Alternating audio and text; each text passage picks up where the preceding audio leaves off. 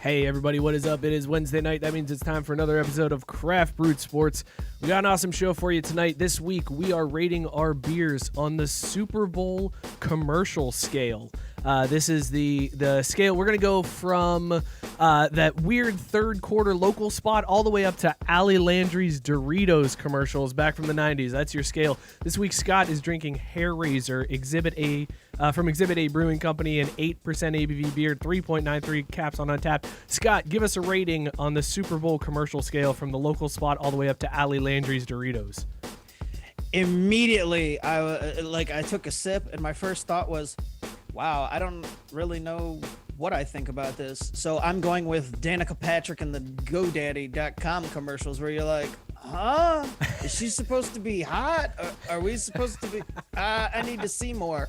So I'll let you know. This is TBA. All right, fair enough. This week, Drew is drinking Lifestyle from Separatist Beer Project in Easton, Pennsylvania, a 5% ABV beer, 3.71 caps on Untapped. Drew, on the Super Bowl commercial scale from the local weird third quarter spot all the way up to Ali Landry's Doritos, where are you rating this one? Cut his mic. He doesn't know who Ali Landry is. Boo this man! Boo! Actually, I do know who she is. I just didn't bother to learn her name. Okay, look, I'm just gonna call it what it is. She was in that great Doritos 3D commercial back in the day with the laundromat, which who eats Doritos? Whatever. Anyways, I would say Doritos that 3D were balls. Yeah, this Separatist Project Lifestyle is solid, and honestly, that's why I'm gonna call it the one with the dog. Okay. That's actually, I know exactly which one you're talking about. This week, I'm drinking Rare Trait from Cerebral Brewing Company in Denver, Colorado. 6.4% ABV beer, 4.01 caps on Untapped, and more importantly, a good friend of the show, Tank Mansfield, rated this one 4.5 caps on Untapped. So I'm feeling good about this one. Took a sip, solid off the jump. I'm going to call this one the E-Trade Baby, when the little baby was mouthing the words. And that's one of my favorite Super Bowl commercials of all time. Let us know in the chat below what you're drinking. Rate it on the Super Bowl commercial scale. On to edition of Craft Brewed Sports starting up right now.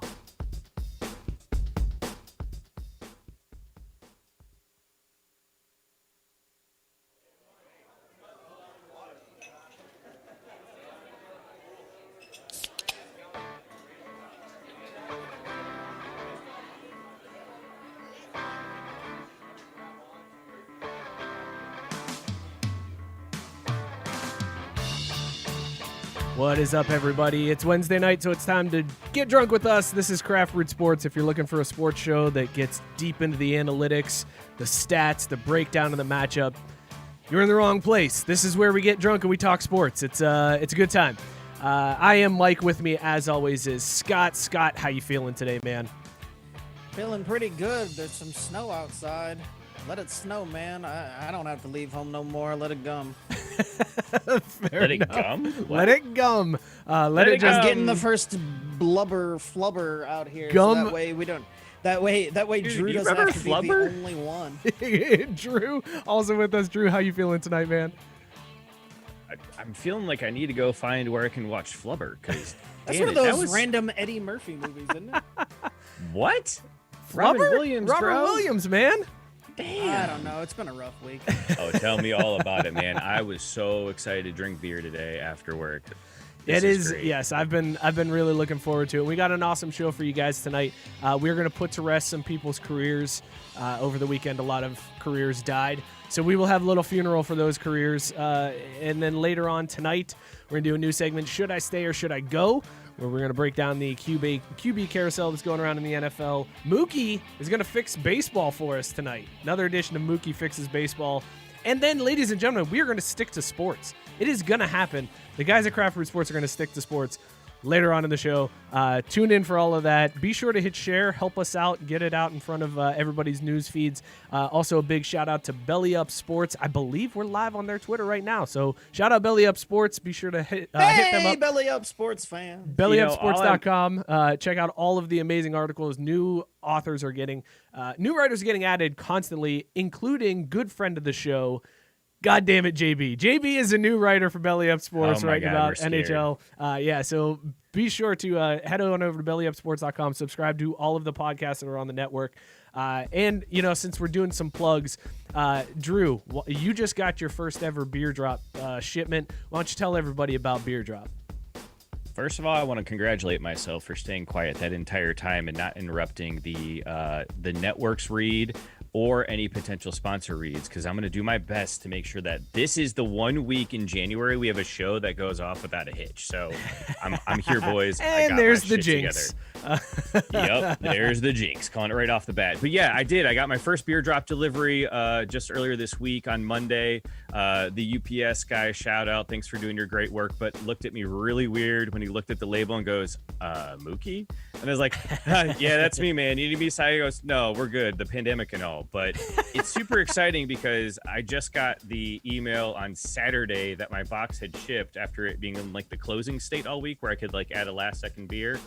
So it came around here real quick. And finally, I still haven't found the actual read that's in the doc because I can't vamp long enough. It would probably help you if I didn't change the text white because I owed you for last Hey, week. there it is. All right, Scott. Fantastic. I appreciate that so goddamn much because I saw it and I was like, man, what's with all that white space there? Ah, shit. Well, not there. Keep scrolling. Super professional show we got here, fellas. Super professional show. But all seriousness, I was really excited about the package it came. It's very small in terms of the size it takes up, less cardboard to recycle. I got 12 beers for a flat shipping fee. 5 of them they curated specifically for me, and I threw one more in there because I just had to try out that system. But holy shit, man, there is so much beer on that website too. This is bad for my bank account, but On Deck is brought to you by Beer Drop. Do you want award-winning craft beers delivered straight to your door starting at under $4 a serving? Also true. Our friends at Beer Drop can hook you up. Fill out your flavor profile, sign up for one of our monthly plans, and they will curate a box of fresh, award-winning craft beer that will be sent right to your door. You can swap out beers, add more, and even skip a month. Or actually, you can also delay a week, like if you're out of town for just a week and not skip the whole month. And if you don't like commitment, you can still go and order delicious beers to be delivered right to you. Go to craftbrewedsports.com/beerdrop for $5 flat shipping. That's craftbrewedsports.com/beerdrop. Sell out. Well, last thing before we move off Beer Drop, though, they also have like different package levels. I didn't know that. So you can kind of say how like curated or specialized you want your beers to be. And there's like 3 different levels of that you can kind of throw on there month to month so that they're like, oh, well, they just kind of want to try new stuff, or like they want those taproom specials with like a 200 run that they make. So check this shit out, man. It's worth it. I'm so excited. It's definitely worth it. Good job, Drew. I appreciate that you vamped until you could find the read that wasn't there, and then literally just read it word for word. No ad lib. You didn't. You did good, man. You did very good. I appreciate I'm here to do my job. All right. You know what that means. That scary, ominous sound right there means it is time to lay some careers to rest. And that's about all of that I'm going to play so that we don't get hit with I thought the Undertaker was coming down the ramp. That's exactly what it was. That's exactly. Oh my God! We should talk some wrestling. We should do some wrestling segments. Somebody pointed out to me that the My Pillow guy looks like Paul Bearer, and I can't unsee it now. That's all I can see now is that the My Pillow guy is Paul Bearer. R.I.P. Paul Bearer. All of the My Pillow pillows are just filled with ashes, and that's why. That fat bastard. All right, let's put some careers to rest here because we had some events this weekend. There were some things that went down, and I feel like we've lost some careers. And I'm going to start right off the bat with a fan favorite here from this show, our boy, the plate spinner himself, Conor McGregor. Conor McGregor, if you missed it this weekend, he fought Dustin Poirier. Actually, Scott, why don't you tell us about that? Because you guested on our buddy Blake Stevens' podcast, Unfiltered Bachelor, with Robert Taylor and talked about this fight. So you are clearly the UFC expert here. What happened in this fight, man? Motherfucker got knocked the fuck out. Did Conor know there was a fight?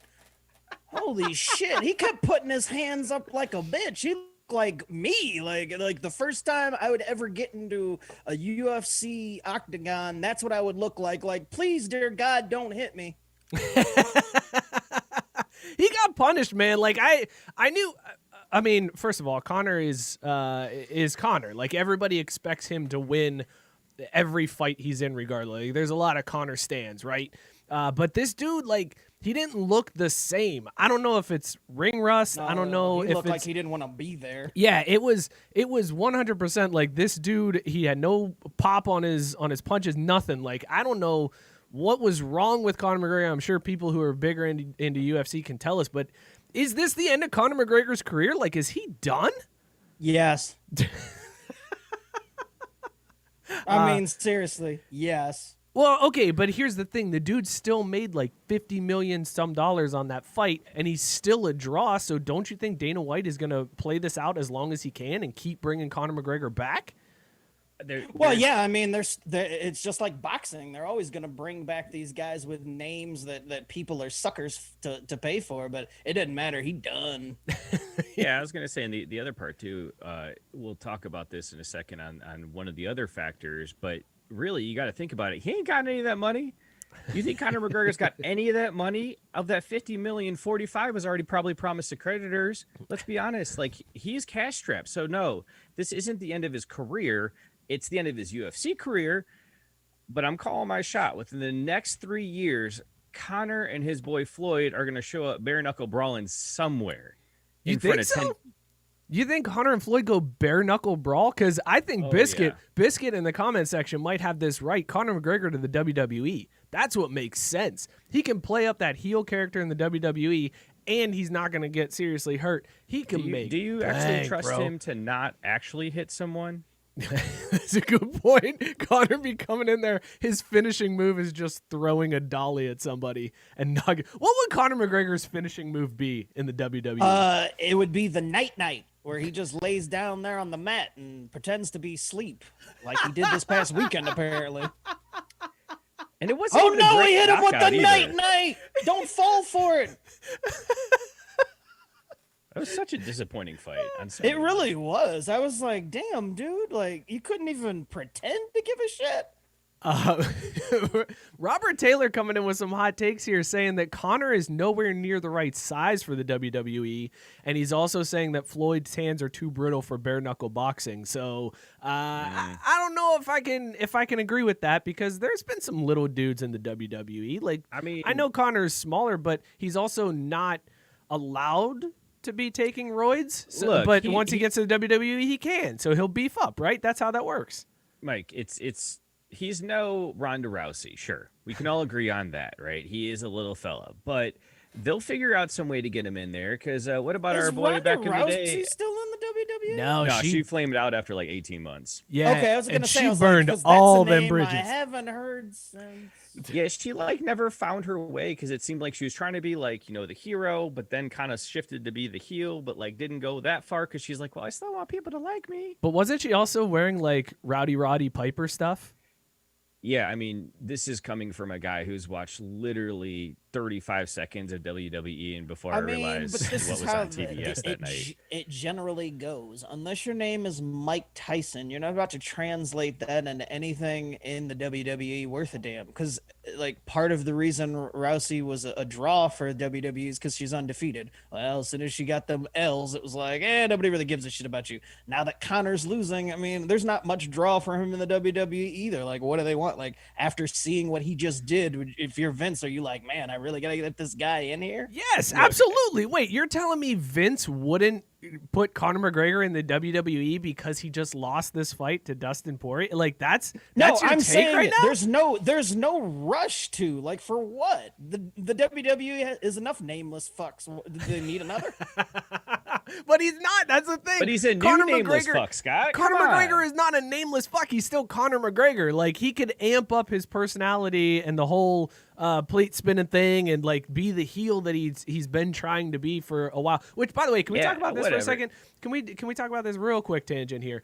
Floyd Mayweather came out and said that he thinks it's racist that Conor McGregor gets all this support when it's basically the same thing that Floyd Mayweather does. He's like, he took what I do and now he's cool and everybody hates me, which it's kind of an interesting you mean take. He took what he does, like beats women and children, or and that's what he's. Although yes, he does do that too. Conor McGregor also does that. Okay, so so Conor McGregor does that too. Great. So fuck him then. I hope his career's over, and I hope he bare knuckle brawls with no one in the streets of Ireland and just dies in the gut. Those are only old men he fights in Ireland. We talked about that on Blake's show, and I said that I don't think it has. I mean, I know that there are a lot of racist ass people that just don't like Floyd because he's black. My thing with Floyd and why I don't really like him is because his shit was never really that funny. Like, okay, you were undefeated by pussyfooting around the ring and winning a bunch of decisions. You didn't have the humor to back it up. Like Conor, I don't know who's writing jokes for him if he's just that good, but his shit's funny. Dude, Floyd couldn't read, and then 50 was with him, and 50 burned him and was funnier on the way out. And so I rolled with 50, and I was like, Floyd, see you later. So like, race ain't got a part in it for me, obviously. I just don't like Floyd. I just always think he was a little bitch. Here's what it is, Scott. Right now, Conor is at his what was it? Pink slime phase of his career, if you want to go with our boy Mac Miller from back in the day. Like, he started off on a high and his shit was fresh, and then he got too into himself and into the bad headspace and put out some really crappy shit. The question is, can Conor turn it around like Mac did and come back with something better on the back end and come out of this, or is he just going to spiral down into nothing and just fade into oblivion? I just ain't here to watch boxing matches by decision, man. Knock a motherfucker out or get the hell out of here. So, Scott, what would make you more likely to watch a boxing match? If they fought until someone was KO'd, so like no round limit, or electrified gloves. Whoa. Wow. Mookie, I'm gonna have to get back to you on that one. That's, all right, that's cool. That's a thinker. It is 100% electrified gloves. That is the way to go. What are you talking about? It sounds amazing. Also, electrified gloves and the ring is electrified, so you can't even run and hide in the corner. You just get pelted with electricity. We need to be careful about our conservation of energy here, though. Okay? That's a fair point. We don't want too big a carbon footprint right off the bat. That's a very good point. By the way, I just love that the chat is just filled with wrestling throwback names. There's been mentions of the 1-2-3 Kid and Doink the Clown. Dude, if you guys are disappointed about my Ellie what's her ass take earlier, you don't know who the 1-2-3 Kid is? I don't know any of these people. Maybe you would know. Maybe you would know the 1-2-3 Kid by his other name, Six, or X-Pac, or the guy that banged China in that weird porno. Oh shit! For real?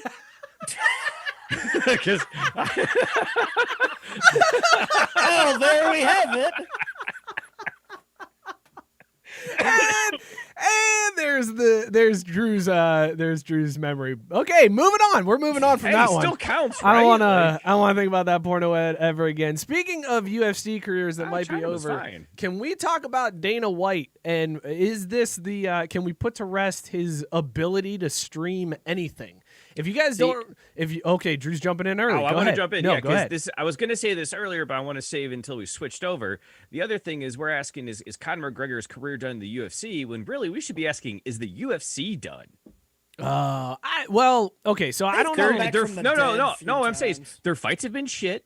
Their personalities aren't there, and they can't get their fucking delivery to their fans right. The biggest two fights two out of the last 5 biggest fights, I'll argue, had streaming problems where they had to refund money and take it in the face publicly. Well, that's the big thing here is what is UFC going to do if you can't get streaming down? Dana White, I was a victim of the McGregor Mayweather stream. Yeah, I remember. Scott was over here for that fight, and me losing my goddamn mind. I couldn't believe that they could mess up the streaming as bad as they did. But then I was like, okay, they'll never do that again. There's no way that would ever happen again. And then here it is, the next big Conor McGregor thing, and the stream goes bad again. Now there is rumors that because Dana White was all big tough guy acting like, I'm going after the hackers. I'm gonna get the hackers. I'm gonna flush them out, and we're taking it to them. So the rumor was that the hackers were the ones who were like, oh yeah, we'll watch this shit, and they flipped the switch, and then the stream went down. But is Dana White's ability let's say his credibility when it comes to streaming, is it dead? It's got to be, right? So, and this is part of what I think has them screwed, is that they did the whole thing with ESPN where they're doing a fight night every week, and that didn't really pan out. That didn't increase, their customer base, nor actually make them any money. So they're kind of going back now to the big pay-per-view thing, and the big money there is when you can stream it directly yourself and not have to take a haircut by putting on HBO or whatever, and they can't get that shit to fucking work. So at what point does the actual talent in the ring say, you know what, man, I'm going to take my talents to South Beach, and either I'm going to contract with ESPN myself, or I'll fucking stream this shit on TikTok. If TikTok can figure this out, why can't the UFC? Is Conor McGregor that big of a draw that he just crashes every stream that Dana White tries to do?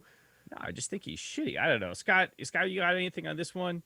I just think Dana White's a piece of shit. So I hope bad things for him and all his endeavors. But I mean, I think UFC will be fine in the long run. It's about to hit one of those really boring lulls where, only the super UFC nerds know what's going on. Wait a second.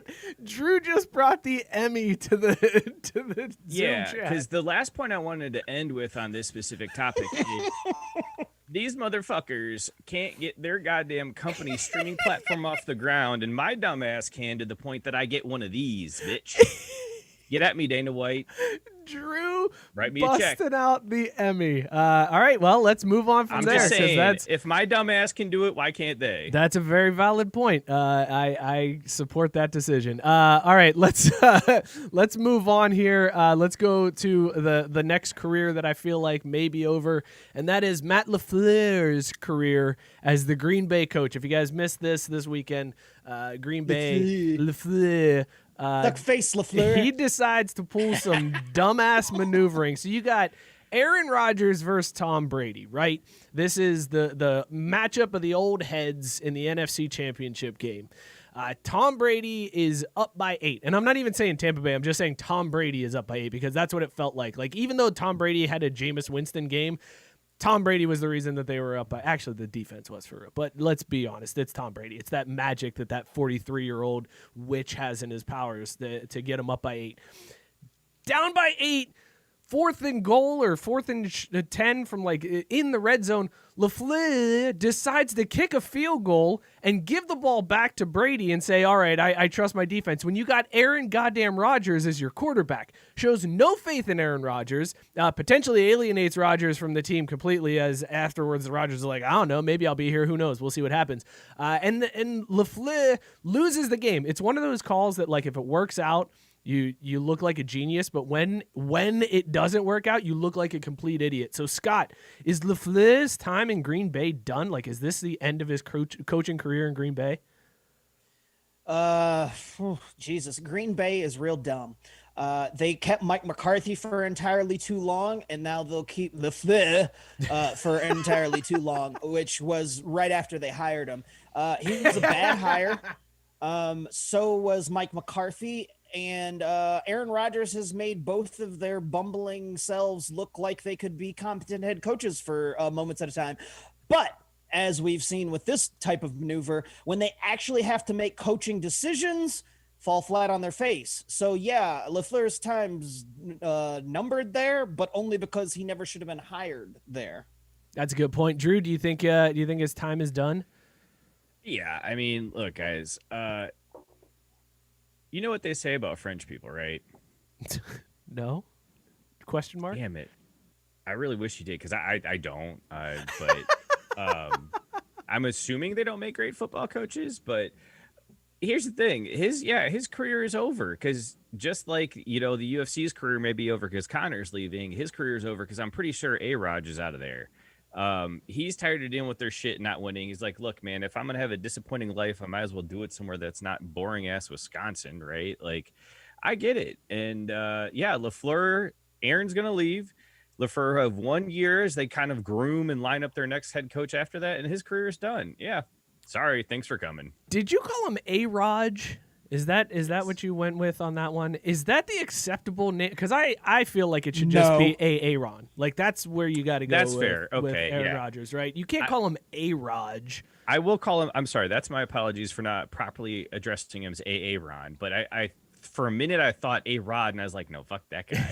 Like, clearly don't want to make any type of like allusion to him. So hold on a second. Robert Taylor's trying to say this is crazy talk, and I want to know the part where LeFleur should have been never hired, or the part where he's a shitty coach. Like, which part is bad? Because I've never seen anything that LeFleur's done before getting this job or after that would convince me, yeah, that's the man that's going to lead any team in the NFL to a Super Bowl title. So what's wrong here?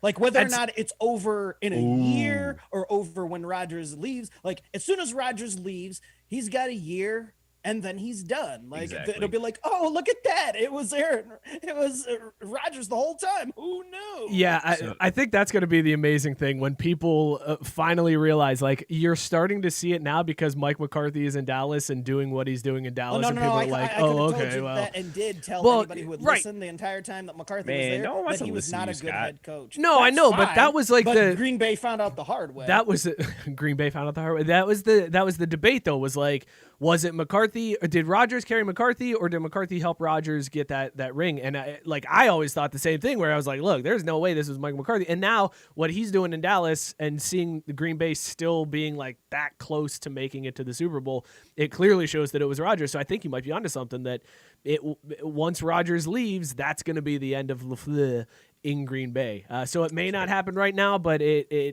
think you're right. He'll I think leave. it is. LeFleur will go 4-12 and be out asking somebody if he can hold their offensive clipboard. No. He'll go 3-7. He won't make it the year. Real quick before we move on, I got a couple things in the comments I want to call out. Gabe saying that Aaron could have ran it. Or I'm sorry, Aaron could have ran it on third down. I don't know, man. I heard that earlier. I watched the replay, the all 22, and he probably would have gotten cracked if he got there. That's one where it wasn't a given as much as I think. It was a better option though than throwing into double coverage. He threw it into double coverage, and then you at least have the easier fourth down that you can go for it down 8 rather than okay, we're going to kick the field goal from 11 yards out. There would have been a collapsing defense, and I'm looking to murder him. Now that's where you give him that Brett Favre pump fake 6 yards down the field, and you pump fake and get somebody jumping and move. I always wondered how that confused defenses that far past the line of scrimmage. But man, that pump fake was golden. Hey, I will say one more thing about this whole thing and how amazing the entire thing is. This makes Bill O'Brien look that much more incompetent, because he also has a really good quarterback and did everything in his power to make sure he just fucked it all up. But see, like, a good quarterback can make your dumbass look like a competent head coach, and yet Bill O'Brien was bound and determined to look like the ass chin that he is. Scott, but that's not all on him, because he's got an owner that's doing the exact same thing. So he was just towing the company line. Now, before we move on, someone on some Cameron Manning on a different platform, so it looks like comments are working there, so that's solid. Had a call out, and this is super intriguing to me. Rodgers to New England. Oh man, well, let's talk about that here, and let's talk about that here in a minute, because that'll be the next thing. Should I stay or should I go? Drew, it looks like you put one more RIP in peace in the I was going to try to come up here with a couple more, because I wasn't sure if that would be enough for the segment. We can wrap it now, but I do just want to call out that we should just have a moment of silence. Let's just do a moment of silence for this. Go ahead. Moment of silence for. Go ahead, Drew. Explain what it is. All the coffee tables in Buffalo. Because they obviously didn't win this weekend, unfortunately, and that meant no one was outside just power bombing into their portable, beer pong table or picnic table or whatever. But the way the game went down, some furniture for sure got destroyed in the process. So, coffee tables, big screen TVs, entertainment centers, kitchen chair sets. RIP in Buffalo, and we hope that the casualties will kept to a minimum. RIP in peace, tables in Buffalo. Also, though, Drew, I did spend about 15 minutes on Instagram today just watching fails from Buffalo table breaks during Yeah. the AFC Championship game, where people were jumping off like the roof of cars and missing the table and breaking their tailbones, and it was amazing. Scott, though, I just want to real quick before we switch gears and go into should I stay or should I go, because we're going to be talking a lot of quarterbacks in that one. I know you were a little upset earlier, but I saw your face when I said it. But you don't think Tom Brady was the reason that the Tampa Bay is in the Super Bowl right now? Like, he's 100% the reason, right? Like, Tom Brady isn't just the reason Tampa Bay's in the Super Bowl. Tom Brady is the reason Tampa Bay is the sports town this year. Mike, stop mispronouncing it. It's Tampa Bay. And now we'll start a segment that I'd like to call "Fuck Tom Brady."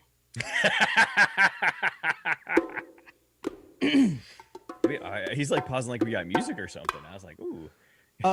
Not only do we have music, I have a little poetry, if you will, for good Lord, for said occasion. Mike, are we ready? Yeah, it's playing.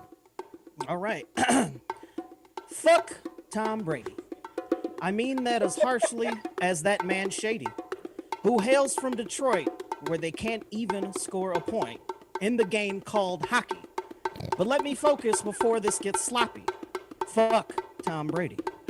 People ask, how can I hate 10 Super Bowls, lost 3? That's not great. Launched his career off some bullshit. Still can't believe they said it went forward off that hit. Incomplete my ass.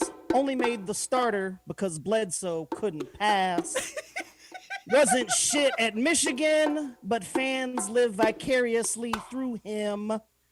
Yes, that was an earlier shot at Drew, but Mike, I got one for you too. Where would Brady be without the Belichick tree? Probably at home with as many rings as me. Out on his ass like Charlie Weiss. Notre Dame should accept that losing big games will have to suffice. Bill is the reason we know his name. Punk ass bitch went in the 6 because he was lame. Point to this year all you want, but Tampa Bay on offense was stacked as fuck. Beating Rodgers in the playoffs isn't a feat. The NFC was garbage. Now he's gonna get beat.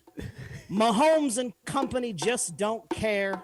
Ask Honey Badger when he snatches a pass out the air intended for his butt buddy Gronk, sending them both back without going out on top. That's 4 losses in the big game. Dick Riders will have to live with remembering his name. But we shouldn't be sad to see Brady go. Time to take his MAGA hat, Ugg boots, and the kissing his son show into retirement, gone from the scene. Make no mistake, I'm trying to be mean. So one last time for all you stands, he's washed up, ain't shit. Come get your mans. Fuck Tom Brady. Oh my God. And you gotta give the snaps for that one. Oh, that was so damn good, man. You know what Scott did at work the last 2 days? Holy shit, dude. Why have we not done this sooner? That was amazing. That might have been the best thing I've seen on this show. That was so good, Scott. Hey, tell Cam there's your promo. Oh my God. You got bars. I can't. You got bars. I had to mute my microphone. I was laughing so hard through most of that, dude. That was amazing. Amazing. Wow. You were getting so much love in the comment section too. Standing ovations. Ed saying he's in awe. You're getting snaps from Biscuit. Cam rightfully pointing out it's going on the highlight reel. Deserve. Oh man. I'm gonna throw it out there. Early CBS Hall of Fame. Yeah, that's definitely a first ballot right there. And look, Scott, because I know you don't read comments.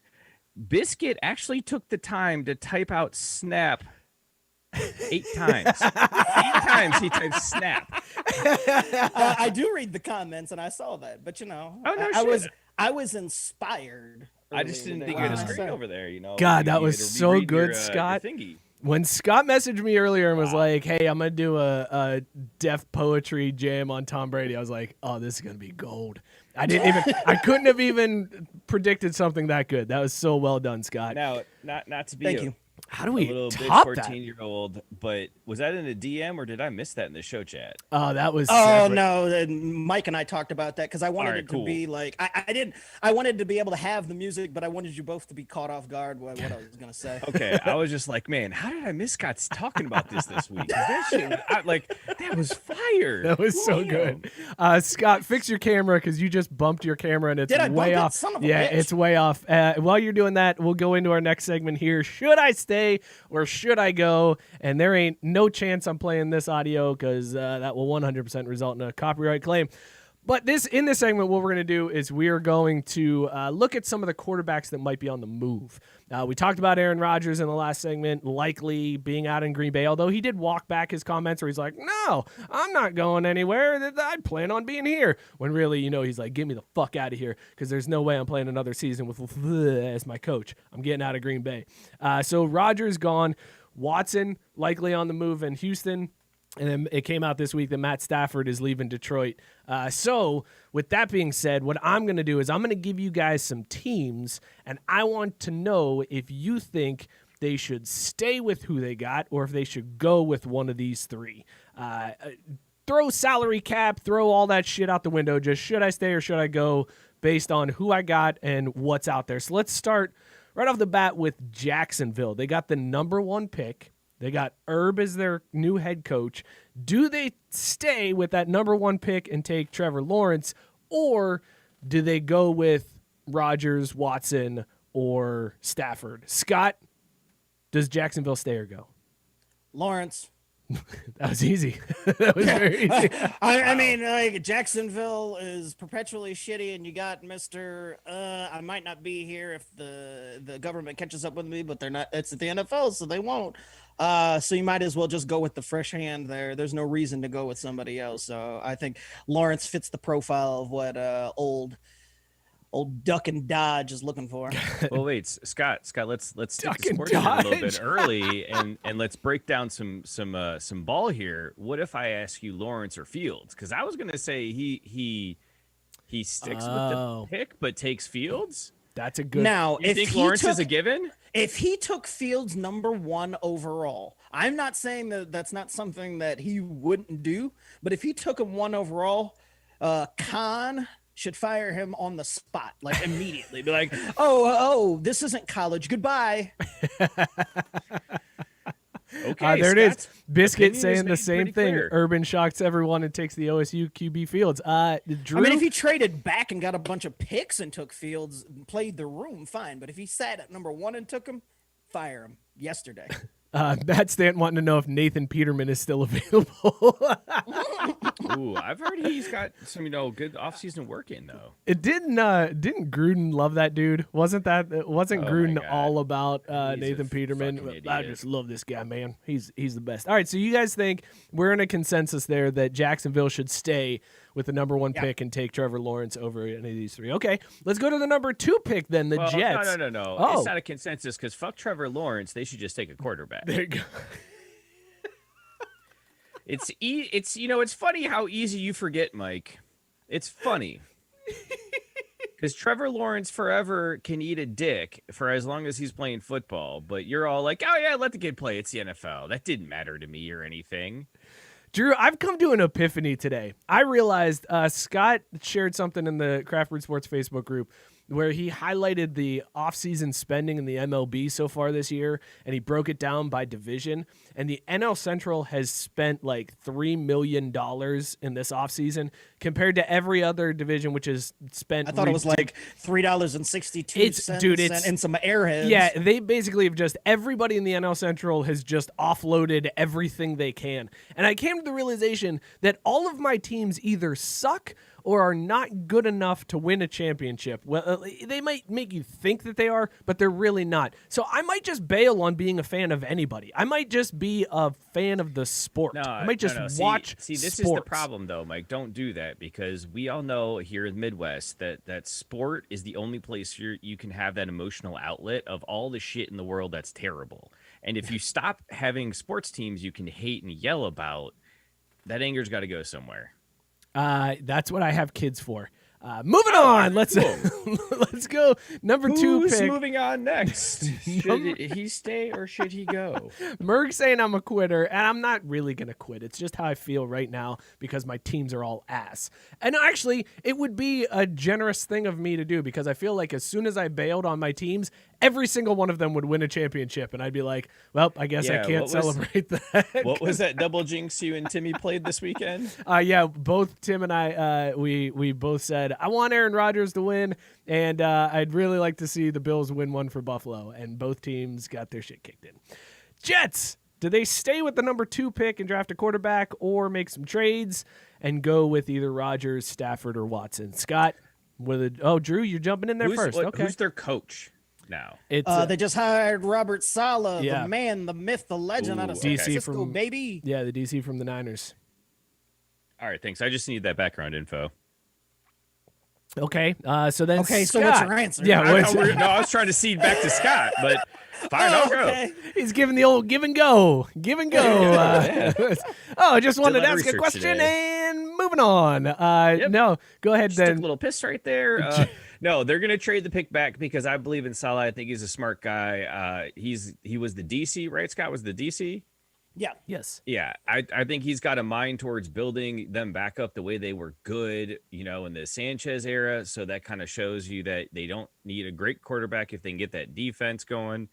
I think he's either going to trade back and go for one of those core pieces, offensive, defensive line, and parlay that into another first round pick and get like that middle linebacker that can be your signal caller for the next 10 years. All right, fair enough. Not really answering the question, but cool. Scott, should they? I said they're gonna trade the pick back. Yeah, but did they keep what they got at quarterback in Sam Darnold? Oh, no, or fuck did him. they He go after one of these other guys or No, draft they'll a just quarterback let somewhere Sam else? take all the hits for the next year and a half while they bide their time to either get a solid signing in free agency or actually draft one in 2 or 3 years. Sam is just going to be a punching bag, and it's no coincidence that he was a USC Trojan. I would love to see him get his top knocked off. Tabari with the great take. The QB is not the Jets' problem. The Jets are the Jets' problem. Scott, do the Jets stay with what they got or drafting a quarterback at number 2, or do they go with Rodgers, Watson, or Stafford?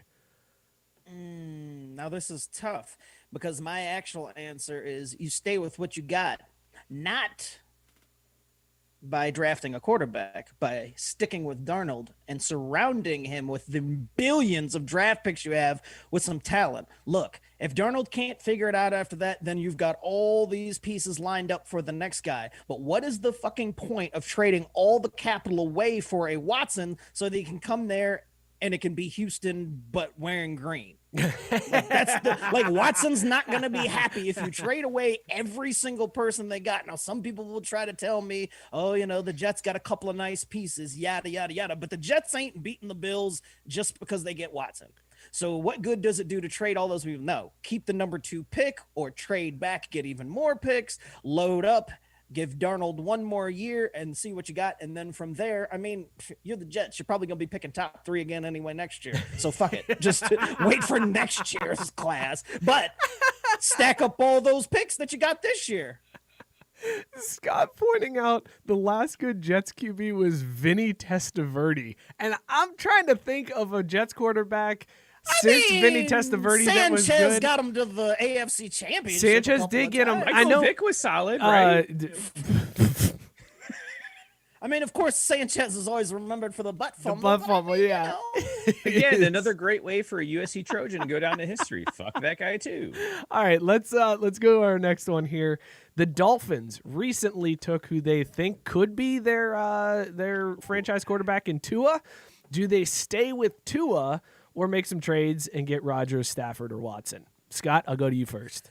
Now, the Dolphins are in the position where pulling that trigger makes some sense to go get Watson because they are in a position where they're just right their way. And while I think Tua is going to be fine, their team is set up to go win now. And if they had Watson, they could make some noise against the Bills and make it interesting. They're the opposite of the Jets in that they've got enough pieces surrounding that if they add Watson, they'd be good to go. I would say they got to go Watson. You mentioned Watson a lot there. Would they risk it for any of those other two? Like, would they go after Rodgers or would they go after Stafford?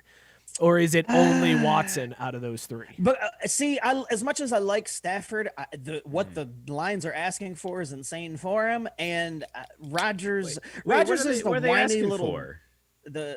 For Stafford, like the Lions think they can get at least one first round pick, and they're asking absurd.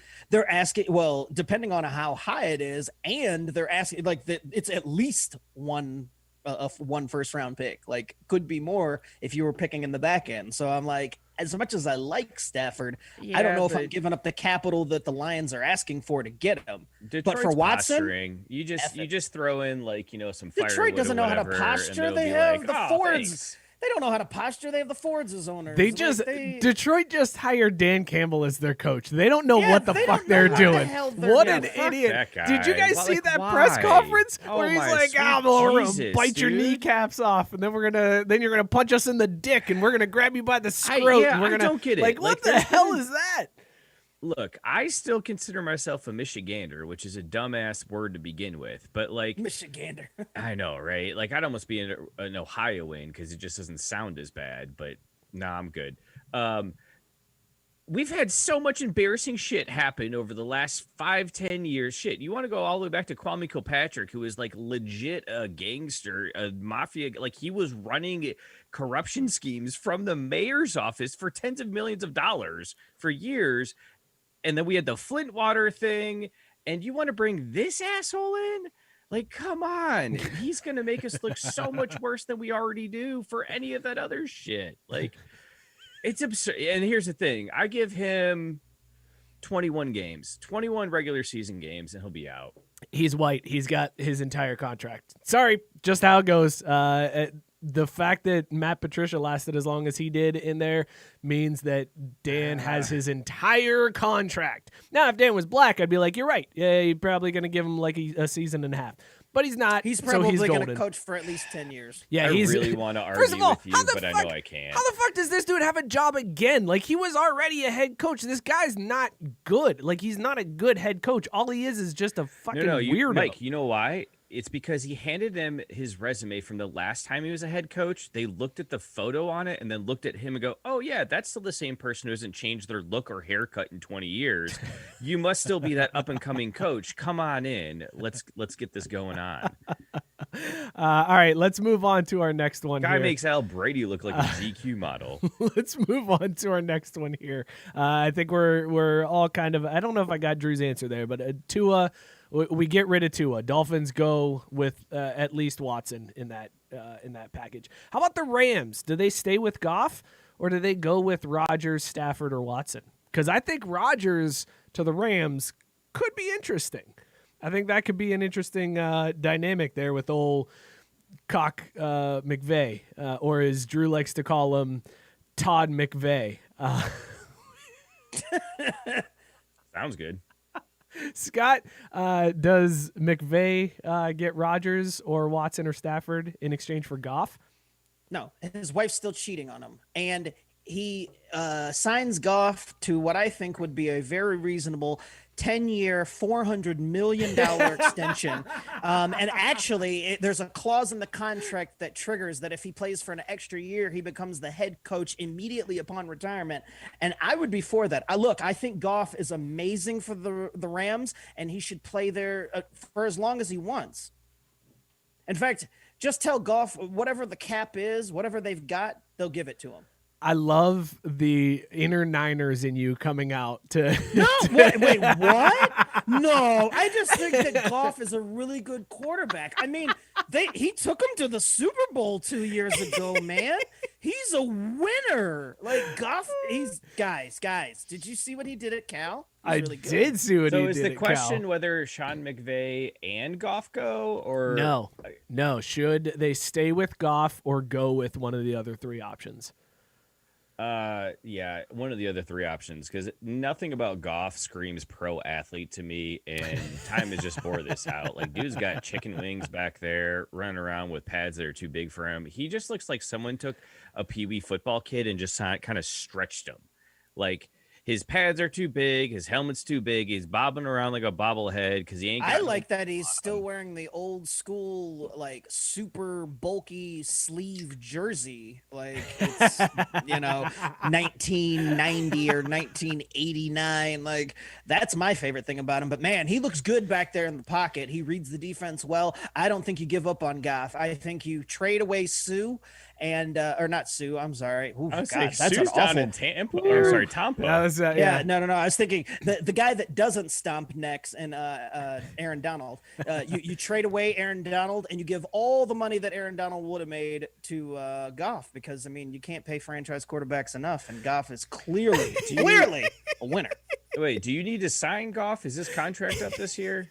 No. That's the beauty. It doesn't matter where he's at in his deal. You just re-up him. Whatever he's got. It's like if he's got like 7 or 8 years left on his deal, you're like, whatever, we'll add 10 more and all the money because we don't want you to go anywhere. You're right. Sorry, I forgot Scott was playing that angle. Sorry, I should have known better than that. I'm not playing any angle. Yeah, Goff this is no the angle. quarterback that we have all been hoping for since Montana retired. Yeah, he's the future over there. Everybody talks about Patty Mahomes, but everybody forgets about Jared Goff out there in LA. I'm with you, Scott. That is the man. Steal your girl.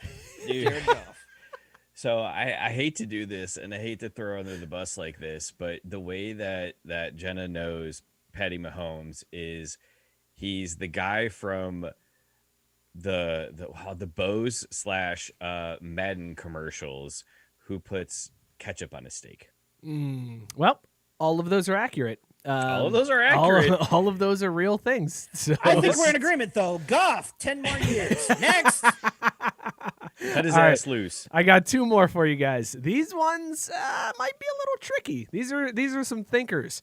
How about Cleveland? Do they stay with Baker, or do they go with either Rodgers? Yes, Baker, the touchdown maker, or do they go with Rodgers, Stafford, or Watson?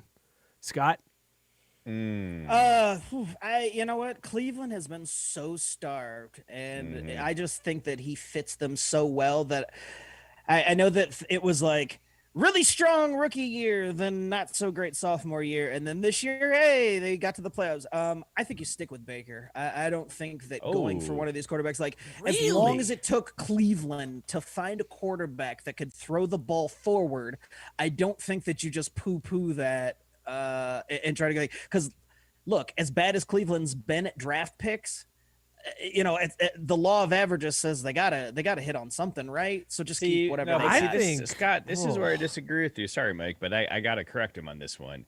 Cleveland's got so many of the other pieces already set; they don't need the draft stock, and so depending on what you have to give up to get Watson, I would say that he is a massive upgrade on Baker. Now, Stafford and Rodgers, I don't know about that because of age, but I'm not disagreeing that Watson is better, that Rodgers is better, that even Stafford's better. But what I'm saying is Cleveland has been so quarterback starved, and I do think that Baker is good enough and will probably get slightly better, that there's no reason that Cleveland, as quarterback starved as they've been since they became a franchise, should be like, you know what, fuck it. But why don't you press that upgrade button? If you can, if you've got the opportunity, why wouldn't you? I feel like Cleveland should at least feel it out, because at the end of the day, all 3 of those guys, I think, are an upgrade from Baker Mayfield. Like that. And do you have to get rid of Baker? And well, yeah, you got to get rid of Baker in that case. Why?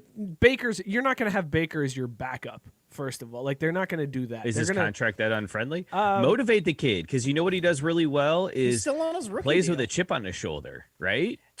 Just keep him in Cleveland. Like, if I was Cleveland, that's what I'm saying. I'd be Keep all him in Cleveland, Baker. trade the draft capital, and upgrade to Watson. If you can't get Watson, Stafford, Rodgers, they're a bit of a wash, because that to me is like you're taking a moonshot over the next year or two. And at that point, I think, you're better off with Baker. But if you can get Watson for like a first round and a third or something, keep Baker on the bench and have Baker push Watson. There's no way. There's no way think Baker's going to sit on the bench and be like, yeah, I'm okay with this. Right. That's not going to happen. Baker, when you got to get rid of Baker in this scenario. But not to mention you're paying him fine, number 1 overall money. I'm not worried about really Watson coming in. On the bench. Watson's not going to come in and fail if Baker can succeed. Well, but that's not the point. It's an that, upgrade. Are you upgrading screw that everything position? I think you upgrade that position 100%. with 100%. and if you're Cleveland, especially if you're Cleveland, the franchise that just wants a Super Bowl more than anything in the world, you 100% should, if the price is right, take any three of those because all three of them are an upgrade over Baker. Like all three of them. How many more years do you think Stafford and Rodgers legitimately have left? It doesn't matter. All they need is like if with the pieces that Cleveland I don't think has, Cleveland's ready to win a Super Bowl next year. I think they can win a division next year, but I don't think they can win a Super Bowl they next could year. totally win a Super Bowl, and here's how it happens. Number one, Patty Mahomes gets hit by a bus. Number two, the city of Buffalo falls into Lake Erie, and then number three, everybody else in the AFC North goes away. Like the teams just disappear and disband. Cleveland, Super Bowl champs. Mike, that's never going to happen because if Buffalo falls into Lake Erie, then all that water will be dispersed into Cleveland and it'll flood Cleveland too, and they're wiped off the map. So you got to try again. All right. Well, based on they defect to Canada. Based on your responses, I kind of have a feeling I know how you guys are going to answer this next one. But it's an interesting thing to think about, especially when you consider are any of these guys. Well, no, I didn't even go Dallas. Of course, Dallas should, because Dak wants out of Dallas. So actually, we could have just. Who? I'm sorry, Dakota. Excuse me. Dakota. I'm sorry. Oh, Scott, okay, sorry. I was like, who the fuck is Dak? What do you think about the Ravens? Should the Ravens stick it out with Lamar, or should they go with Rodgers, Watson, or Stafford? Drew's already shaking his head no. You got to stick with Lamar. Like they've tailored that team and their new system around him, which I think was super smart. Like they understood how to adapt one of the best players in college football, adapt around him and his skill set. That if Watson he can could be plugged into that. No, man, it's different. It's different. The way that Lamar can run and he can create, extend the play outside the pocket. Watson can do some of that, but he's not dynamic. He doesn't have the speed on the edge that scares teams. Because here's the thing: if they just have Lamar running those 8-yard, end arounds, if he can't find the one or two reads, that still keeps the ball moving. Watson can make more than one or two reads. I still think you stay with Lamar and see it out. I think you'd have to adapt too much, too short to make it work. Drew is right, but for the wrong reason. Don't care. I'll take it. Doesn't matter. I mean, you're absolutely sticking with Lamar here, and Drew partially got it right. It's because they've tailored the entire system to him, and you can win with them. The problem is there are about on any given year 6 quarterbacks that are worth a fuck that can win you a Super Bowl by themselves. Lamar finds himself just outside of that. You get a good enough a team around him, the best you can hope for as long as Patrick Mahomes is around is AFC Championship. So what the fuck does it really matter? Like, who are you trading? Like, if you get Watson in there, I don't really think it matters. You're still losing to Mahomes in the AFC Championship game. So why should they stand pat? Because he's good enough to get to the AFC Championship game, and that's it. Which is all that's going to matter in the AFC until whatever time Patrick Mahomes retires. So there you go. So I heard I was right, and then a bunch of other good things.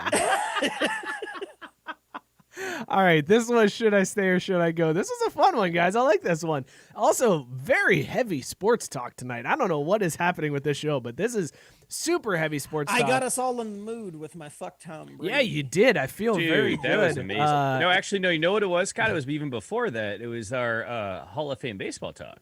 Well, yeah, that's right. Yeah, I think that's really what it was. Good thing you bring that up, Drew, because now it's time for Mookie Fixes Baseball. And in this segment, we're going to give you some baseball news, and Mookie is going to fix the sport of baseball. First up, Hall of Fame election results 2021.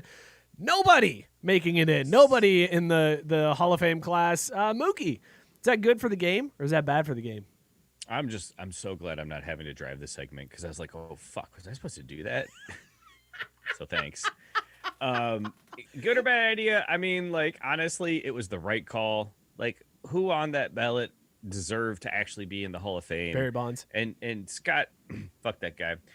Scott and I were talking about it a little bit before the show. We were kind of talking about Curt Schilling and his take about his like, oh, well, I'll let the Veterans Committee let me in because they know the game, whatever. It's like, you know what, Kurt, you're petty as fuck. And normally we're here for that, but not your kind of petty racist bastard. So I think it was the right call. I don't think there was anyone that was a clear-cut Hall of Famer because I got to be honest, I know you said Barry Bonds, but like, look, man, we need to stop dicking around with this voting rules bullshit or whatever. Like, honestly, it needs to be much more straightforward. It's just a gut check.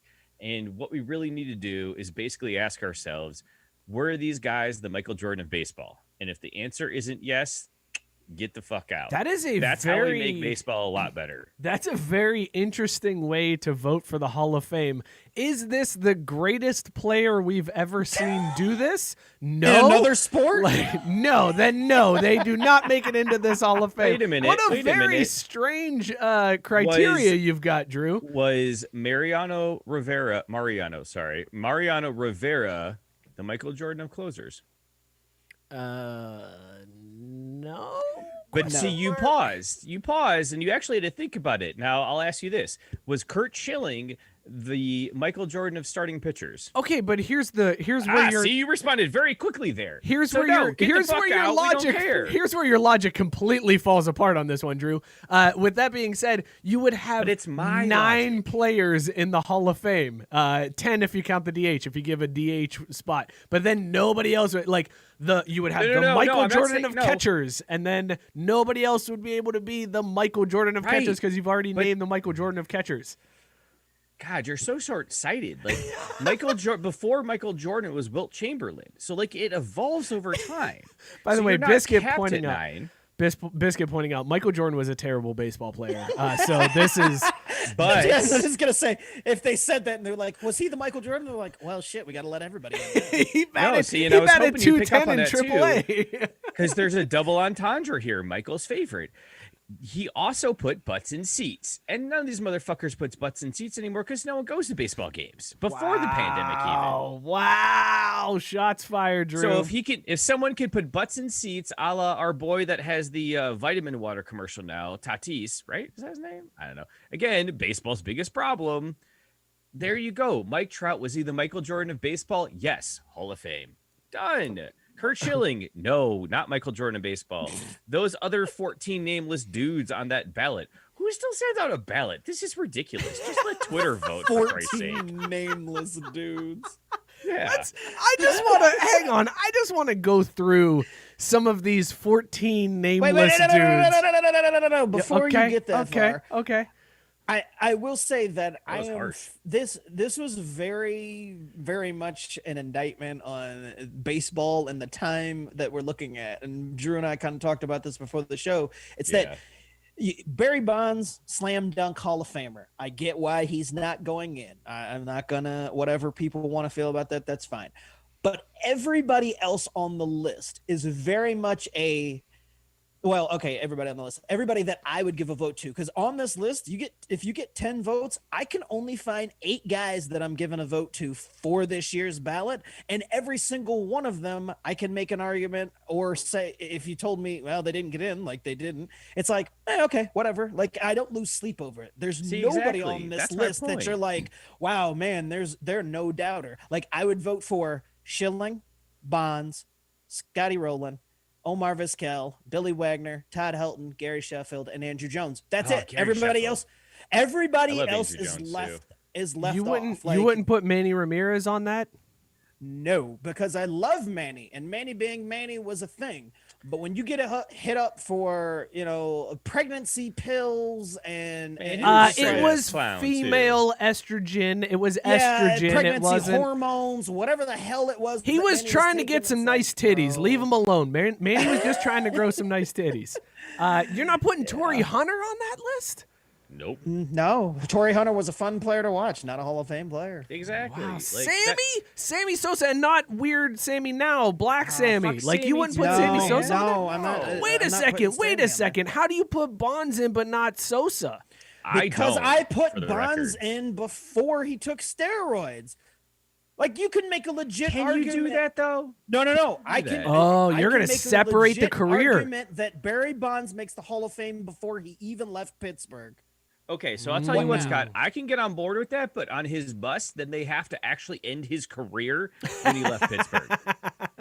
that's fine. Like I'm in there. You for But it. his stats would dictate that he should. Actually, But also, even if you no. like if you do it all the way up until when we've heard about that meeting that they had where it was him, Griffey, and one other person where they were talking about using steroids because of McGuire, and Griffey was like, "Nah, fuck y'all, I'm out. I'm just gonna get fat and age regularly." And Bonds was like, "Fuck it, I'm gonna make my head big as shit and hit these dongs." So I mean, he made his choice, but before that.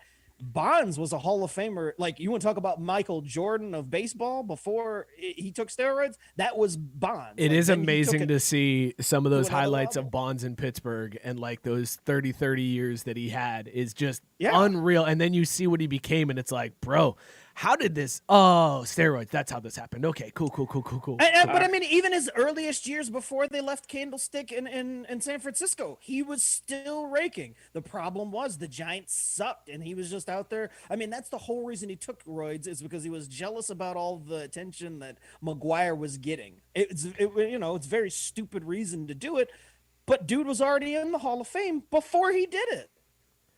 I'm sorry. We're taking this from you, Drew. I No, apologize. you're good. Scott No, and I no, are no. Scott and I are I was letting it bogarting your play out segment. I 'cause apologize. There's a ton of great stuff here in the comments, and I have the walk off for this specific topic. The segment, not so much, but this specific topic. We got a lot of back and forth. Tabari and Biscuit going back and forth, talking kind of about how to balance on the field performance with off the field performance. And I think everyone's kind of coming to the conclusion that Kurt Schilling's a bitch. Yeah. Which Well, kind of makes that's sense. like we talked about that where it's like Kurt Schilling really to me, if Kurt Schilling had walked off the field and never said a word until the Hall of Fame Yeah. voting, he would have been in probably his third year because I think that his postseason career and he did just enough in the regular season that he would have been fine. It's the problem is that motherfucker opened up his mouth and showed who he truly was in his post baseball Right. career, and we were like, nah, we can't put this guy in the Hall of Fame. In fact, you're in the shitty Hall of Fame for the person you are, so you got to get the fuck out of here. Right. So we could make a special wing for those kind of guys, and really what it'd be is, well, I was gonna that'd be me to the trailer parks though, but it'd be a trailer. And then Scott saying, not you, Scott, other Scott said to me, Wild West era guys should be in. Guys who failed testing once implemented, Manny A-Rod can go F off. Definitely agree with that.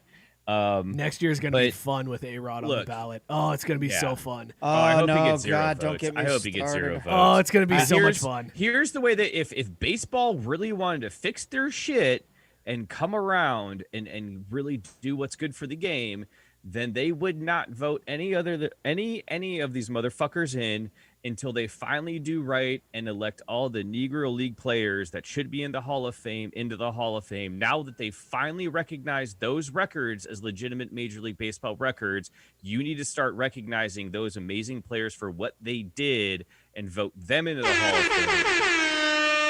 You Clear goddamn out the right. backlog of guys you wronged, make that right, and then all this other bullshit will sort itself out because fuck these dudes with their steroids and Well, their racism or whatever. And Scotty hit on it. was He right. said to me, the Wild West era guys should be in. Guys who failed testing once implemented, Manny A-Rod can go fuck off. And that's kind of the rule I do too. Except for Roger Clemens, he can fuck himself off forever. Like, I don't give a shit what Roger Clemens does. He's a piece of shit. He's not getting in any Hall of Fame that I have. I like that both of you read the same comment twice. Nobody's listening at all. Everybody's just like, Oh, wait, sorry, I wasn't is he listening. done Drew- talking? Drew's Great, been I'm coming in rambling. with this great take from Scott. Rambling. I was saying they need to do right. Drew, let's Okay, shift cool. gears I'm real trying to quickly. legitimately fix baseball here. Let's shift gears. How about fixing this for us, Drew? The Cactus League came out and said this week that they recommend delaying spring training because of the spike in COVID cases in Maricopa County. And MLB basically was like, nah, fuck you. We're going to go ahead and keep things how they are. Good luck with that. Drew, is this a good move by MLB to shun the Cactus League, or should we maybe be looking at a different location for spring training rather than going to Arizona? Yeah, they just need to kind of get rid of spring training altogether. Like, if baseball really wants to fix itself, you don't need any spring training if you're going to play 162 games. Like, you'll get your spring training in friggin' March through April, and the season will start for real in June.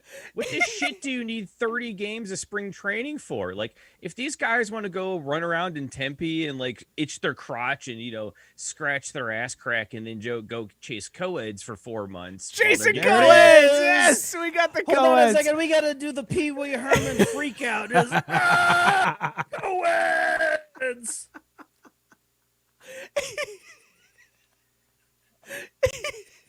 All right, Drew, go ahead.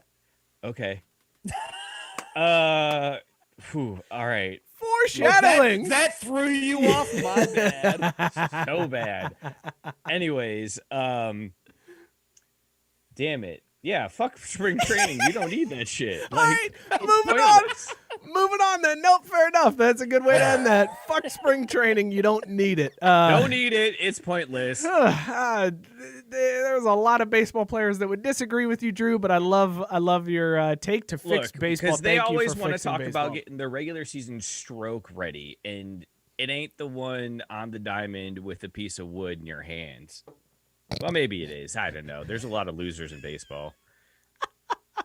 Only a couple closers. Moving on. Let's go to the last thing from the baseball world this week. MLBPA rejected MLB's offer to implement the DH across the AL and NL. So the universal DH, which everybody thought was coming after it was put in during the pandemic season. Fuck off, sucker! The MLBPA said, nope, we're not doing that. But also they shot down the expanded playoffs, too. They said, nope, we don't want expanded playoffs. Keep it as it was before the pandemic. Drew, is that good for baseball? It definitely isn't. And, I don't quite understand what they're trying to do here because, the left hand ain't telling the right hand what they're doing. Pure, baby. I mean, I guess that's why they want to go back out to Arizona. They'll just... Look, baseball's going to die anyway. Might as well keep it OWG all the way until the flame is out. Fuck it. I mean, really what it is they need to be able to keep paying unathletic white dudes to go out there and just kind of fan at things because they can throw a ball really fast, It's kind of ridiculous. I just hope it all falls apart after my sons retire.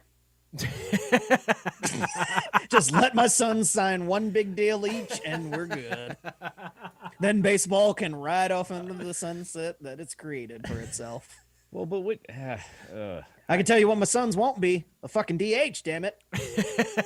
I mean, unless that's the only way they can stay in the game. You really want to sit through all those boring ass Little League World Series games leading up to Williamsport? Because Williamsport's the shit. But what they don't you're show talking to the man who would come home from work in his mid-20s at 11:30 at night and watch Seattle versus the Angels because it was on, or turn on Vin Scully just because it's Vin Scully. Yes, I'll sit through Little League baseball if my sons are playing. I love baseball, but it is fucked.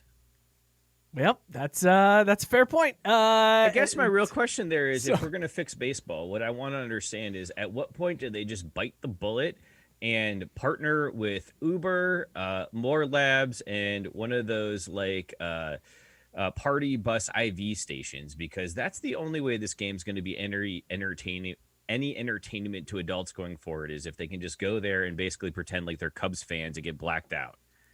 Well, I mean, why aren't people doing that anyways? I do they that. But it's very unsafe. I mean, if you're not playing baseball, you might as well be drunk. I do that on the couch while I watch the games at home. I don't have to go to the games to do that. I'll watch the games and just sit there and booze. Also, some of the best, the best is summertime, laying in the hammock, drinking beer, listening to baseball on the radio. That's the oldest, whitest thing I've ever said, but it is so damn true. Holy shit, man. That is gold right there. It's the best. Why do you have to listen?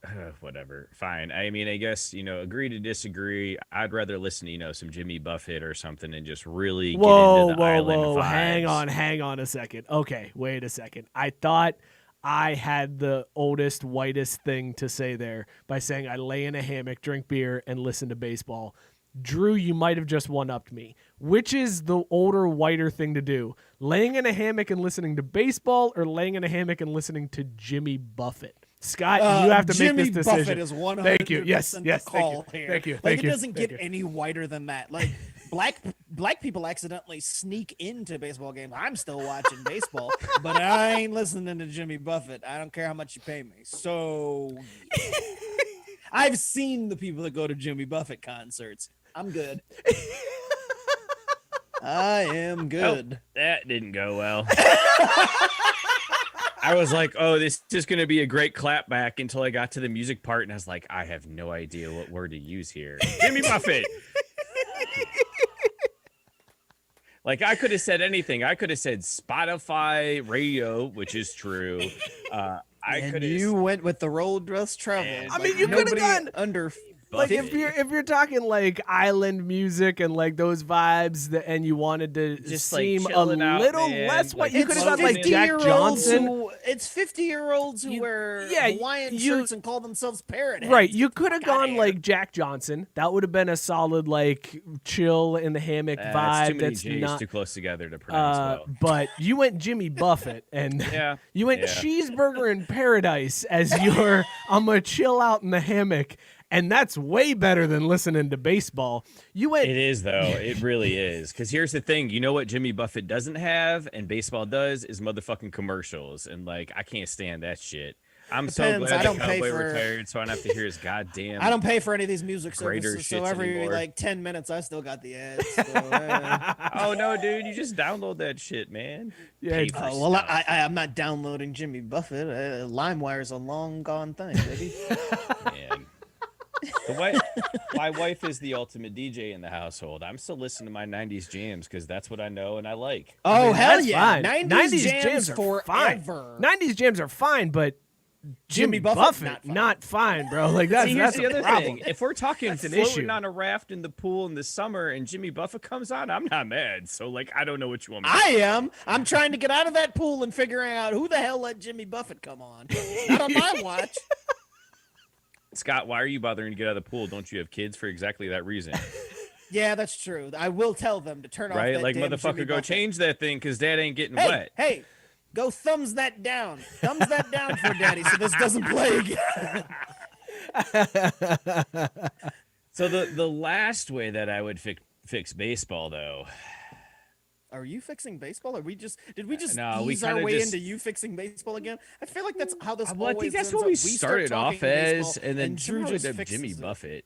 Yeah. Well, I don't know if we can take the opinion of the guy who is on board with Jimmy Buffett seriously when it comes to fixing baseball. You know. Like, I feel like this is not the guy to trust to fix the sport. But go ahead, Drew. The last thing you would do to fix if that's baseball. the reason you're not going to trust me, then we got bigger problems, bro.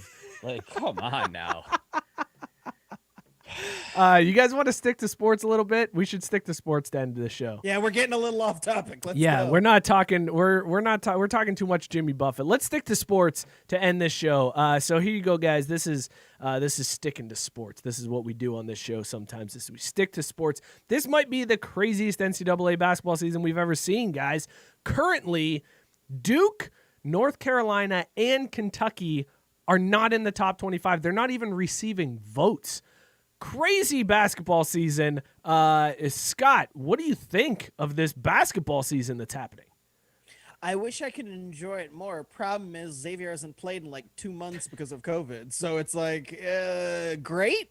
And that's amazing, but it doesn't really matter.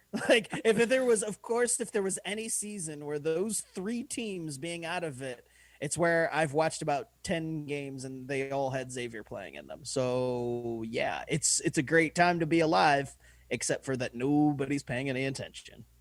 Drew, crazy basketball season, right? Man, I tell you what, it's a hard one to predict. I have to realize I'm the only asshole without my CBS hat on. I don't know how I didn't get that memo. Honestly, I think really what it is this is the first sign, though, that 2021 is turning things around and going our way because, Scott, in a way, Xavier not playing is a good thing for us because that just means there's that fewer opportunities for us to get mad and disappointed by the team while they still will make it to the tournament in March. I've also really enjoyed the pro season here with all the great stuff going on in New York. I cannot wait. Dude, you guys, did you hear Tristan Thompson wants to have his effing jersey retired by the Cavs? What the shit is that? What the fuck? Tristan Thompson. Joking me? Tristan Thompson said he hopes that the Cavs retire his damn jersey. Dude said, quote, people in Cleveland are genuine, hardworking, tough, and gritty motherfuckers. That's how I was when I played. Was he? I hope people remember me as that. Me? Hopefully one day my jersey is up in that arena. End quote. Wait, which arena? Like, seriously, by the time he's talking about jersey would be retired, were we talking about Quicken Loans? Or are we talking about whatever shit that they build afterwards? He's talking in Miami because they retire everybody's jersey. Well, no, that's fair too. Yeah, that makes sense. How the hell is Tristan Thompson going to say he's hardworking when brother looks like he needs to eat a sandwich or two? Like, all I remember about him was he was skinny as fuck and he had a sex scandal. It was the Kardashian, right? Wasn't he dating or married to one of the Kardashians? Dude, I'm pretty sure he's back with her, Chloe. Like he's been, back with on Chloe? again, off again. Yeah, and Chloe looks like she stopped eating all the sandwiches, so maybe she gave them to You know what? Tristan. I was gonna say that is an easy trade-off, right? Like, they just order the same amount of food as before, but Tristan eats her plate and she eats his. Responsibly. Jesus Christ. I know we've hit on it if we get the old responsibly dropped. Yeah, Wait, that's what did we hit on? Yeah, tire screech. We're gonna moving on. Bad take, fellas. Bad take. Hold on, Mike wants to stop. Are the us from Kardashians fat still on shaming. air? Let's go Because on. I'll be honest, I've been watching a lot of Bravo lately, and I haven't seen them. But I'll tell you what I'm really into these days, in so much as I Co-eds? watch the commercials. Oh, no, I'm always into co-eds. That's not changed, Scott. What is it? Rich Housewives of Atlanta. Dude, you know what Alex has been Y'all watching? check this shit out? No, I haven't watched that, but my wife has been watching, Alex has been watching Real Housewives of Potomac. Man, that is sucking me in. I can't help it. You know what? He's probably getting sucked in, Scott, because they play a lot of baseball in the Potomac.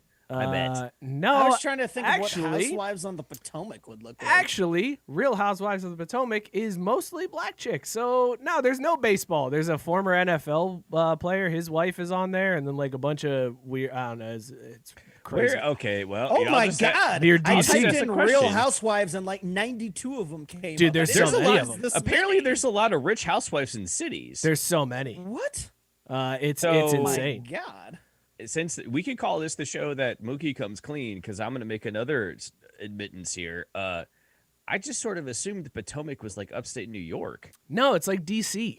It's like the Oh, Washington, that D.C. Potomac. area. Yeah. You got to get your geography game stepped up, man. Like, Why would it? New why York would, for the Potomac River? Why would they call it Rich Housewives of Potomac? Why wouldn't they call it the Rich Housewives of D.C.? First of all, they Like don't the call it. capital or First of something. all, it's not the Rich Housewives of anything. It's the Real Housewives, and these are whatever. real. Yes, these are real housewives. Man, ain't no one watching a I real just wanna go back middle-income to- housewife. No one gives a I- fuck I about wanna that. We go all back live to that the every part Where day. he thought the Potomac was in New York.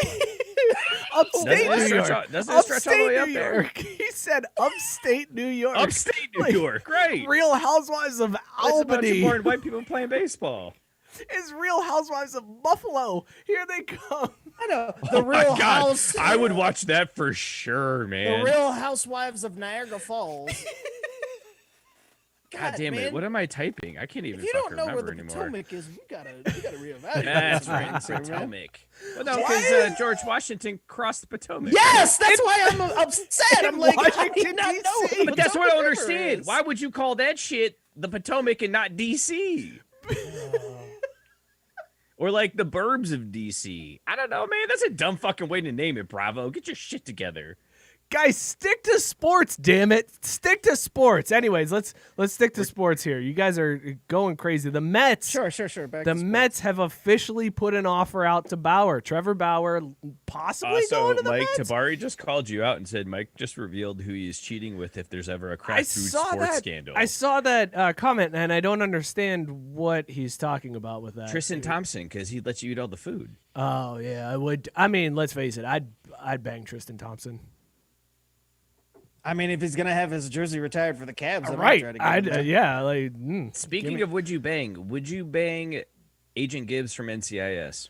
I have never watched a single I have episode of no idea who NCIS in my Agent life. Gibbs is. So Yeah, I just figured I'd throw it out there. I have no idea who that is. Guys, stick to sports. The Mets offered Bauer. If that, did they if offer he him a dick pic? signs, if he's Because I heard that's what the GM is doing these days. He's really dick pics. good They at were like, that. "Hey Bauer, He's we'll really give you good at that. 5 dick pics and $20. You want to come play for us?" Wait, so I got a question about that, Scott. So like, Homeboy was GM for like 50 days or something, right? Like it was short. Like he was a fairly newly hired GM. Is that right? Yes. How did this shit not come out in their like pre-screening investigation shit before that? Like, Because apparently the Cubs had a culture of silence. Oh, wait, he was with the Cubs before? Yeah, they hired him from the Cubs, and like that's actually when he supposedly sent the dick pic. Like, what he got fired for happened while he was with the Cubs, but because it never got the pub that it no, did but that's just what I this mean, past Scott. week. Like, So like you hear all these stories about these high profile hires and with the NFL draft and the combine, like teams send private investigators after people to dig up dirt and see if there's anything there. I'm going to stop you right there. This is Major League Baseball. They're like, "Hey, are you white? You're in." Oh, he was white. Like, oh, I'm yeah, sorry. yeah, yeah, Oh, yeah, my yeah, bad. yeah. Wait a minute, hold on. Yeah. Were you under any assumption that he was anything other than white? He was the GM of a Major League Baseball team. I guess that's a good point. Yeah, that's a real good point. Drew thought somebody man. with a position of power in baseball wasn't white. Hold on, you could have just stopped somebody in a position of power wasn't white. Oh. Like, they don't let that shit happen in sports. Wait a minute. kidding me? Are you saying that Camilla doesn't have any power? Kamala doesn't have any power? I said in sports they don't let that happen. Oh, period. all right, that's fair. Yeah, no. I mean, yeah, it accidentally Does it still happens in do you other still ways, count but- as being white if you're French Canadian? Oh. Yes. Yeah, definitely. If you're fair skin, you're white. JB, I'd like your take on this one. What's JB's take on this one? Oh, I'm asking him. I don't know. Oh, you want his take. You would like Yeah. his take. I'm sorry. I Also, misunderstood. Tabar apparently feels bad and says, "Let Mike know I was just kidding." Yeah, I know. Which is always the sign of a good take on this show. Well, and that's why I reacted the way I did, because I don't give a shit. But I knew it would make him feel uncomfortable if I came out with, I don't know what the fuck he's talking about, and just make him feel really bad for a second. What a fucking asshole! I don't. Right? I knew exactly what he was going for with that, guys. But listen to this rotation at the Mets. If Bauer signs with the Mets, they got DeGrom, Carrasco, Marcus Stroman, and eventually Syndergaard comes back. You got all along with Bauer. That's insane. That's Why an do you keep insane talking about the rotation. Mets? Like, Because why you got a we're hard sticking on to for the Mets sports. all of a We're sudden? sticking to sports, bro. No, I get that, but I thought you were a Reds fan. Like, I am a Reds are you fan, trying to but trade they're allegiances. Or are you no, just they're trying to stick it take one of my Scott? pitchers. They're trying to take one of my. They're taking Bauer. He's not your pitcher. He turned down the Reds offers. No one wants to fucking stay in this city, dude. It's a shitty place. That's terrible. That's terrible. I mean, for Christ's sake, our chief export is Skyline fucking chili. I mean, it's not bad though, right? Guys, you know what? It's I almost mean, let's been a be whole. fair. We ate it for It's dinner on almost Saturday. been a whole show. To be fair, Gary.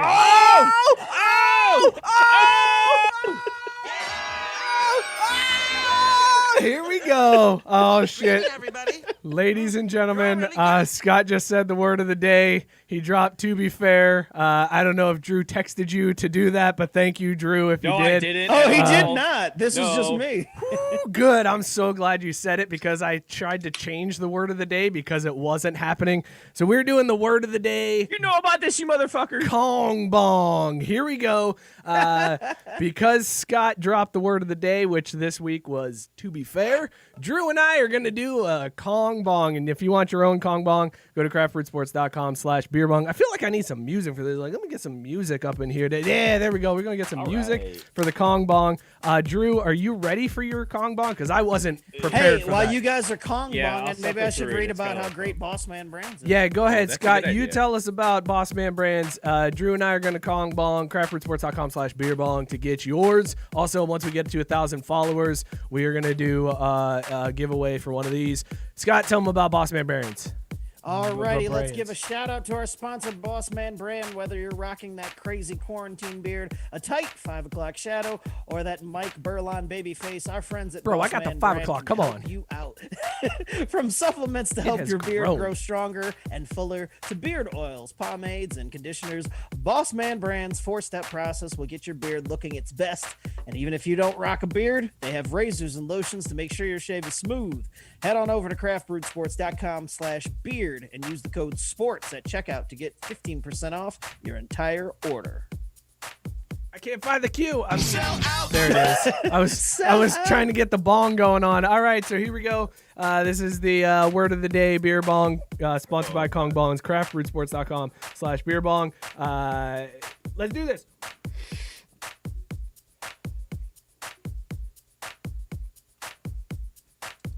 This is good. Woo! Great audio right there. Great audio right there. Drew. You came tuned in to hear Drew, us over to bong you. beers and Drew, you're on. Do it. There you go. Drew going with his Kong Bong. You're fading in. The color the green screen is disappearing. That's terrible. All right, over to Scott. Oh. Scott, go. Yeah. All right, Kong to beer. Man, that's a big old dick. Also, like I was calling a beer. Also, Jesus, like man. that's a big old dick. Dear God, that is 100% gonna be it's a big old GIF. dick. I'm gonna make that a GIF that we use on the show. I will make that into a GIF and I will put that out so that people can enjoy use that. I was traveling through space while I did some dong. I did some fancy gong. shit. Konging the dong, he said. Konging the dong. So I didn't let my Kong settle at all, so that was very foamy. Yeah, that was a very foamy Kong. This hurts. We got to figure this out a little bit, Drew, with the word of the day, because I can't go on a moment's notice like that. I have ideas. I have ideas. All right, good, because yikes. Scott, were you in on that at all? Was there some back channel communication? How did you know to say, to be fair? Because you hadn't said it all show, and I was remember when he dropped Pee Wee's Playhouse earlier, and I froze? Oh no, he didn't know. That was just him, because that's your saying. word of the day. That's your word of the day all the time. So no, I had no idea that I was just saying the Pee Wee's Playhouse thing because Drew likes to talk about co-eds, and I'm like, that's a funny moment. I had no idea about the Kong thing, and I just sat there, and Drew said something, and it flipped in my head. I haven't said to be fair, and those bastards called me out about it last week, so I think it's time to drop one. Didn't know that you cocksmokes were out here trying to plot, so there you go. It just worked out. So it's well done. So the plan was we were gonna do a Pee Wee's Playhouse word of the day, but a Kong Bong Playhouse word of the day. Yeah. And when you said the word, we were gonna bong the beers, and Mike and I were texting just a little bit ago, like, shit, can't believe he hasn't said it yet. And then you said the whole thing about co-eds. Oh, Drew said Pee Wee Herman knows, because I'm looking at Mike and I'm like, shit, Mike, did you have the same conversation with Scott but with a different word? And we're supposed to bong? Here's how frustrated. Here's how frustrated I am about this whole thing. I texted Drew and I was like, new word, peanut butter, because as part of sticking to sports, I thought you guys were going to talk about the peanut butter thing where Donovan Mitchell said the perfect PB&J sandwich is 100% J and 0% PB. And I was like, it's in there. He's going to say it. He's going to talk about peanut butter. And then you guys didn't bring up the story. I was so pissed. I was so mad that you guys wouldn't bring it up. So here's the best part about all of that is that we inadvertently also got Mike to turn red during this whole thing. So I think, guys, we've hit a CBS bingo. Woo! Mark it down. Pay your dealer. Oh God! Thanks for reading the sponsor, Scott, as we did the Kong Bong. So let's go ahead. Let's get into last call. This week we were rating our beers on the Super Bowl commercial scale, and we were going from that weird third quarter commercial that's always like, how did this even get into the Super Bowl, all the way up to the Ali Landry Doritos commercial. Scott, what were you drinking this week and rate it on the Super Bowl commercial scale? I was drinking Hair Razor by Exhibit A Brewing Company. This is a double IPA. And you know what? It started out, I said that I wasn't quite sure, and I hit it with the old GoDaddy.com commercials because Danica was like, huh, what? I don't know. But this elevated in my mind, not a whole lot, but I'm going to go with the second round of WhatsApp commercials. Oh, wow. Not as funny as the real in that lexicon of good commercialing, but done by the Budweiser people. So yeah, I'm going to go with the second edition of WhatsApp. Solid. Drew, what were you drinking and rated on the Super Bowl commercial scale? I was drinking Lifestyle by the Separatist Beer Project. It was good. It's a Kolsch style. Did hit too hard, but had a good flavor to it as well. So I'm gonna give this a. It's actually just a throwback to last year. The Hyundai Wicked Smart Park with a Bostonian Stars commercial. Because, you know, it's a beer that I enjoyed at first. I was like, oh, this is fun. This is different. And then before I got halfway through it, I was like, yeah, I want to drink 8 million of these and forget why I was mad to begin with. And that to me is just Boston in, you know, a sentence. So yeah, Separatist Beer Project, solid brew. You know, it's a fun time. Good work. Appreciate that. I was drinking Rare Trait from Cerebral Brewing in Denver, Colorado. This one, I started off putting this one as the E-Trade Babies, and I am upgrading that.